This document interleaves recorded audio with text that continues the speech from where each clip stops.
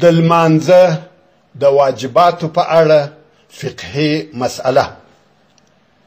په لمانځه کې 18 شیان واجب دي او د واجب حکم داسې دی: که چا د لمانځه د واجباتو څخه کم واجب په قصد سره پرېښاوه، پر هغه انسان د لمانځه راګرځول واجب دي. او که یو واجب یا څو واجبات په سهوه یا خطا سره ځینې پاته سوه، د هغه پاته واجب او د دغه لمانځه جبیره او اصلاح په سجده سهوه سره کیږي. د لمانځه 18 واجبات په داسې ډول سره دي: لومړی، د سورة الفاتحه یا الحمدلله ویل واجب دي.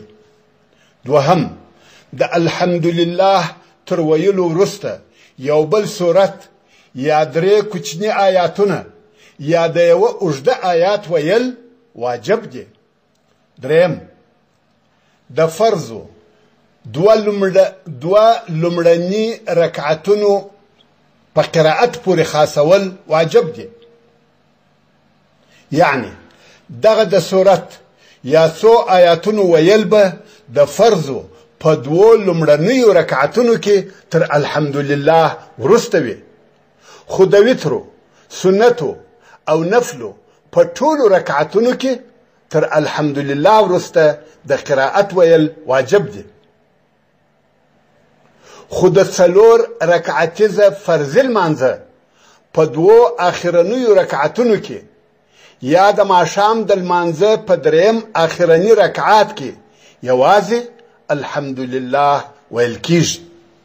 څلورم، د الحمدلله ویل تر صورت د مخه واجب دی، یعنی دغه ترتیب واجب دی چې لومړی به الحمدلله ویل کیږي او بیا به صورت ویل کیږي. پنځم، په سجده کې د تندي سره د پزې ایښول، یعنی سجده به یوازې پر تندي نه وي بلکې د پزې ایښول هم واجب دی. شپږم، د 2 سجدو په منځ کې ترتیب واجب دی، یعنی د لمانځه په هر رکعات کې باید 2مه سجده د مخه تر هغه ادا کړل سي چې د لمانځه په بل فعل او عمل شروع کیږي. اوم،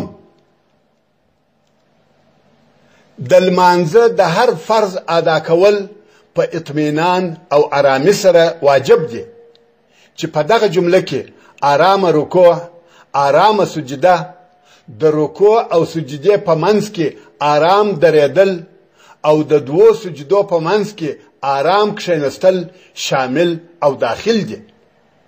اتم، په 4 رکعتیز او 3 رکعتیز لمانځه کې لومړی ناسته واجب ده.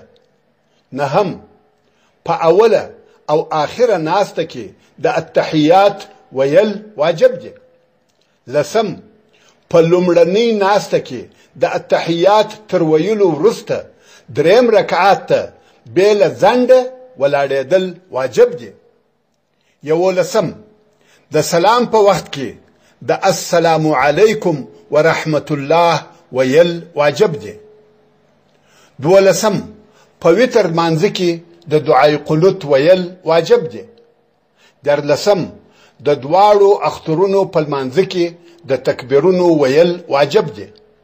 14، د هر لمانځه د شروع کولو دپاره د الله اکبر د لفظ تعینول واجب دي. 15، د 2 اخترونو په لمانځونو کې په 2هم رکعات کې د رکوع کولو په وخت کې تکبیر ویل واجب دي. 16، د امام دپاره د سهار په لمانځه کې د ماښام په 2 لومړنیو رکعتونو کې او د ماخوستن په 2 لومړنیو رکعتونو کې په جهر، یعنی په لوړ آواز سره قرائت ویل واجب دي. دغه رنګه امام لره د جمعې او 2 اخترونو په لمانځونو کې د روژې په میاشت کې په تراویح او وترو کې په لوړ آواز سره قرائت ویل واجب دي. 18، د ماپښین او مازدیګر په ټول منځ کې د ماښام او ماخوستن تر 2 لومړنیو رکعتونو وروسته په پاته رکعتونو کې او په هغه نفلي لمنځونو کې چې د ورځې ادا کیږي قرار او په کښته اواز سره قرائت ویل واجب دي.